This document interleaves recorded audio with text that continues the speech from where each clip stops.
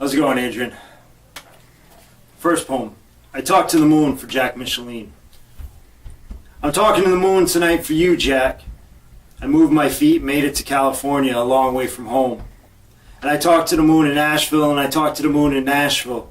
I talked to the moon in New Orleans, where the waters rose above the doors, but the bars did not close. I talked to the moon in Texas, in wide open spaces, where poems roared like outlaws through the streets. And the moon talked to me as it shined in the sky, reflected like the white line of the highway.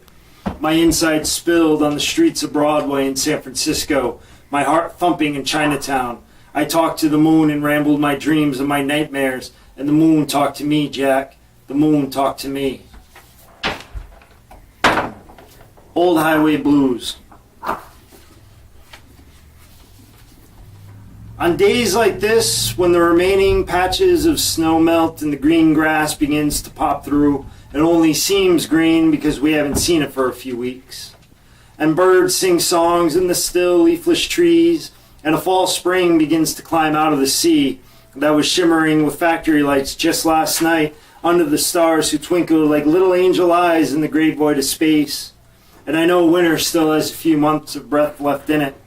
I think of those great desert roads that last as long as they need to, and how they dive over the horizon only to begin again like a new day on the other side, and the old houses with walls that have caved in as if the last memory that held them up has faded away, slowly past in some sad vision. And I want to be driving right now in these frozen New England months, knowing that each of these holy strips of asphalt, paved with the dreams of travelers and old hobo ghosts, will continue to visit me like an old friend who has stopped by for a drink and conversation. There's no reasoning with these hallucinations, so I sit back and enjoy the ride. Slow drag. I sit in eternity on this river. An early spring sun struggles through clouds. Ferry boats sail towards open sea with my thoughts of yesterday in tow. And these morning musings travel not too far to the north, where the hills rise over my childhood as my grandfather worked the fields until the moon cast tired shadows, and my grandmother fed the cardinals from the kitchen window as she cooked for the family, and a campfire still smolders beneath pine boughs, sending smoke signals up into the breeze and floating off over America. Off over all of America, over old jazz joints and neon nights and hole-in-the-wall taverns, over broken-down farms bankrupt and left to die in the dust, over crowded prisons that consume the human spirit like wolves tearing at the meat of a fresh kill, over empty mills where red brick and broken glass crumble and crack like old tombstones, rising out of the deserted towns, buried beneath interstates, and the smoke signals float off over highways that stretch under the sun to the west, where the untouched plains lay softly between the horizons, above the old bones of history that are scattered violently beneath the earth. But now birds begin to sing me out of my trance and return me to the eastern shores of home. And flowers wake up, stretching fingers upwards and pointing, and I notice a lone cardinal, silent, on an empty branch, staring with me at this river, caught in eternity. Eminent Domain. This is a local poem that was in the news not too long ago. Eminent Domain. Less than a mile from here, on the shores of the Thames River, vacant lots lay under a swamp sky, barren plots where houses used to stand and families gathered at times. Government trumped the people. And when the tax exemption expired, the pharmaceutical company fled into the night, under the moon, beneath those skies, like a thief, leaving behind the largest unoccupied office complex in town and a neighborhood of vacant lots.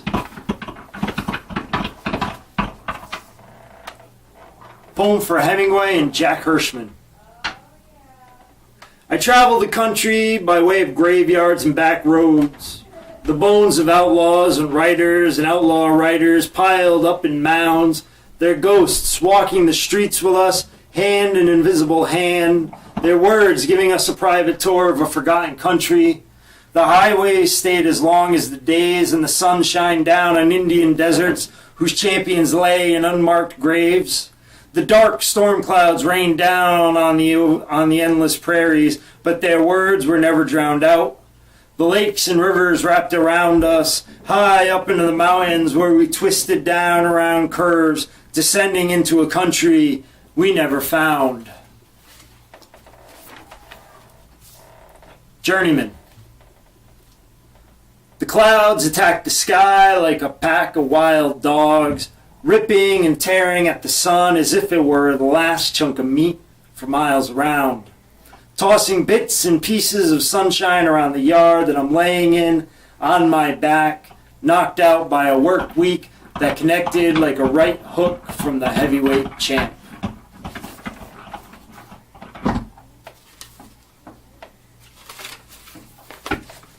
In all the cities, the same faces.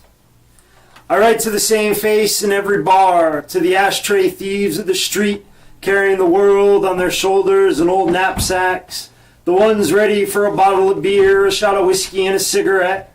I write to the same face in every bar, those who have given up the news but still read the paper for laughs, those who have loved and those who have loved the road. I write to the man smoking outside Lovejoy's in Austin before it closed its doors to hide from the economy. I write for the teacher working 2 jobs or even 3 just to afford classroom supplies with the change left over from student loan payments. I write to the dead bodies standing on the corner waiting for a ride to the graveyard.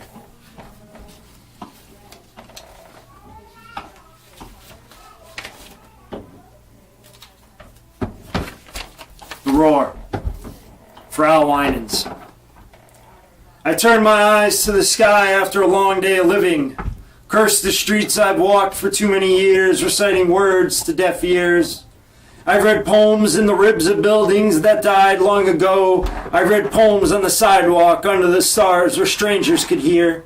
I've turned my eyes to the stars and recited poems to the moon shortly before sunrise, before the city awoke and the streets filled up with empty suits wearing plastic hair like top hats, sucking down $10 lattes like vampires in a blood bank as they sit in the driver's seats of SUVs, careening in the fast lane toward a shallow, unmarked grave. I got 2 more for you. Crazy Al, where are you buried? This is a guy in my old hometown. Crazy Al, where are you buried? I wonder to myself on this bright afternoon, where do they bury the bums that everyone knows by first names? Crazy Al, everyone greets him with a smile and a how you doing, pal? No one asked questions when he disappeared, just the kids that could see him on the streets through car windows on their way to Sunday school. They just kept on moving, assuming he went someplace else and finally decided to leave town. Is there an invisible cemetery for all the invisible people all over the world to be buried in? Do they have funerals right in front of our eyes down by the railroad tracks asking each other for cigarettes and wine at the reception? Bury me in an invisible cemetery with all the faces we don't see and all the stories we never heard. And again, Adrian, thank you. My last poem, Sing a Song for Jack Micheline.